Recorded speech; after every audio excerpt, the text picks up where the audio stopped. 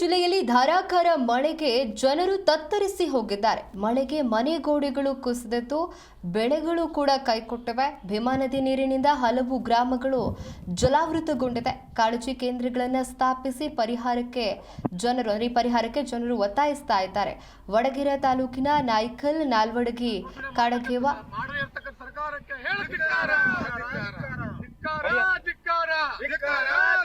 ರೈತರಿಗೆ ಬೆಳೆ ಪರಿಹಾರ ಕೊಡದೆ ಸರ್ಕಾರಕ್ಕೆ ಹೇಳುತ್ತಿದ್ದಾರೆ.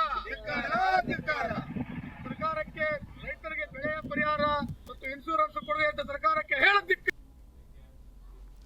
ಈ ಕುರಿತಂತೆ ನಮ್ಮ ಪ್ರತಿನಿಧಿ ವೀರೇಶ್ ರೆಡ್ಡಿ ರೈತರೊಂದಿಗೆ ಚಿಟ್ಚಾಟ್ ನಡೆಸಿದ್ದಾರೆ. ಬನ್ನಿ ನೋಡೋಣ.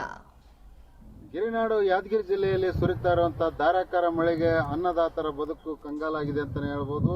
ಈಗಾಗಲೇ ಏನೋ ಒಂದು ಅತಿವೃಷ್ಟಿಯ ಮಳೆಯಿಂದ ಅಪಾರ ಪ್ರಮಾಣದಲ್ಲಿ ಬೆಳೆಹಾನಿ ಕೂಡ ಸಂಭವಿಸಿರುವಂಥದ್ದು.